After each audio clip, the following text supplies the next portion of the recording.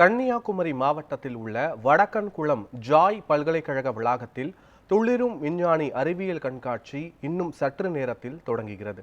இது தொடர்பான முழுமையான விவரங்களோடு எமது செய்தியாளர் ரமேஷ்குமார் இணைந்திருக்கிறார்.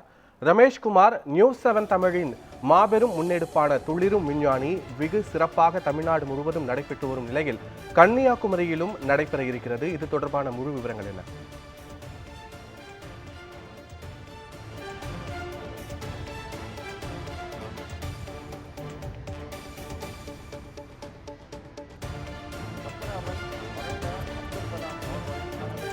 விதமாக நியூஸ்7 தமிழ் முன்னெடுத்தும் இந்த துளிரும் விஞ்ஞானிகள் அறிவியல் தமிழகம் முழுவதும் பெரும் வரவேற்பு என்பது பெற்றிருக்கிறது.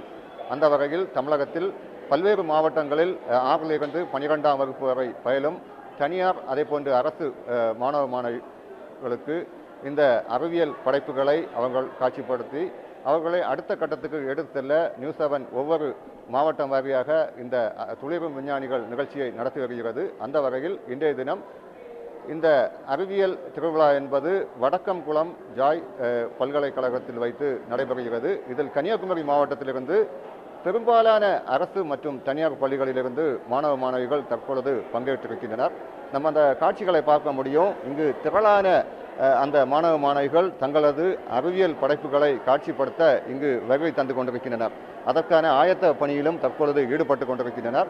இன்னும் சற்று நேரத்தில் இந்த நிகழ்ச்சி என்பது துவங்க இருக்கிறது. இந்த நிகழ்ச்சியை இங்கு ஜாய் பல்கலைக்கழக சேர்மனும் அதே போன்று சான்சலருமான ராஜா, அதே போன்று தமிழக பால்வளத்துறை அமைச்சர் மனோ தங்கராஜ் ஆகியோர் துவக்கி வைக்கின்றனர். ஆனால் தற்பொழுதே இங்கு இந்த அரங்கம் முழுவதும் மாணவ மாணவிகளை வருகை என்பது அதிகரித்திருக்கிறது. தற்பொழுது வரையிலும் சுமார் 80க்கும் மேற்பட்ட படைப்புகளை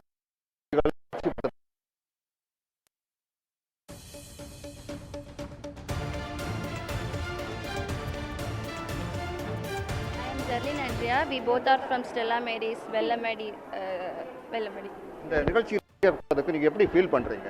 It's so excited and we have planned so many things. We are very happy and excited. நாங்க வந்து எங்க ப்ராஜெக்ட் மட்டும் காட்டாம மத்தவங்க ப்ராஜெக்ட் என்னெல்லாம் பண்ணிருக்காங்கன்னு பார்க்கிறதுக்கு ரொம்ப சந்தோஷமா. நாங்க பண்ணியிருக்கிறது வந்து KOH சொல்யூஷன் வச்சு கார்பன் டை ஆக்சைடு கேஸை ஏர் பொல்யூஷனை வந்து எப்படி கண்ட்ரோல் பண்ணுறதுன்னு. ஸோ இது வந்து டர்போ பை கார். இதில் வந்து நம்ம எல்லா வெஹிக்கிள்லேயும் வந்து அந்த ஒரு ஏதாவது ஒரு உரிகிறதோ இல்லை அப்சார்பபிள் மெட்டீரியலில் வந்து நம்ம கொஞ்சம் KOH சொல்யூஷன் வச்சுட்டோன்னா அது வந்து எல்லா கார்பன் டை ஆக்சைடு கேஸையும் வந்து அப்சர்வ் பண்ணி கண்டிப்பாக வந்து ஏர் பொல்யூஷனை கண்ட்ரோல் பண்ண முடியும். இதுதான் எங்களோட கான்செப்ட். அறிவியல் திருவிழாவில் திரளான மாணவ மாணவிகள் கலந்து கொண்டு தங்களது படைப்பை காட்சிப்படுத்த முன் வந்திருக்கின்றனர். மேலும் ஒரு சிறுவர் நம்மோடு இணையர், அவரிடம் கேட்போம். எந்த பகுதியிலிருந்து வாரீங்க? நான் கன்னியாகுமரி பகுதியில் இருந்து வருகிறேன். Good morning everybody. I am Ritul. நான் இன்னைக்கு பண்ணுறது வந்து ஒரு பிளாஸ்டிக் ரிமூவர். 6லிருந்து 12ஆம் வகுப்பு வரையிலும் பயிலும் மாணவ மாணவிகள் தங்களது படைப்பை தற்பொழுது காட்சிப்படுத்தி வருகின்றனர். இன்னும் சற்று நேரத்தில் இந்த நிகழ்ச்சி துவங்க இருக்கும் இந்த நிலையில் தற்பொழுதும் திரளான மாணவ மாணவிகள் தங்களது படைப்புகளை கொண்டு வந்து கொண்டிருக்கின்றனர். கன்னியாகுமரி மாவட்டத்தை பொறுத்த அளவில் பெரும்பாலான அரசு மற்றும் தனியார் பள்ளிகளிலிருந்து திரளான மாணவ மாணவிகள் இந்த தற்பொழுது இந்த அறிவியல் திருவிழாவில் கலந்து கொள்ள வந்திருக்கின்றனர். இன்னும் சற்று நேரத்தில் இந்த நிகழ்ச்சி துவங்க இருக்கிறது. பத்மநாபன்,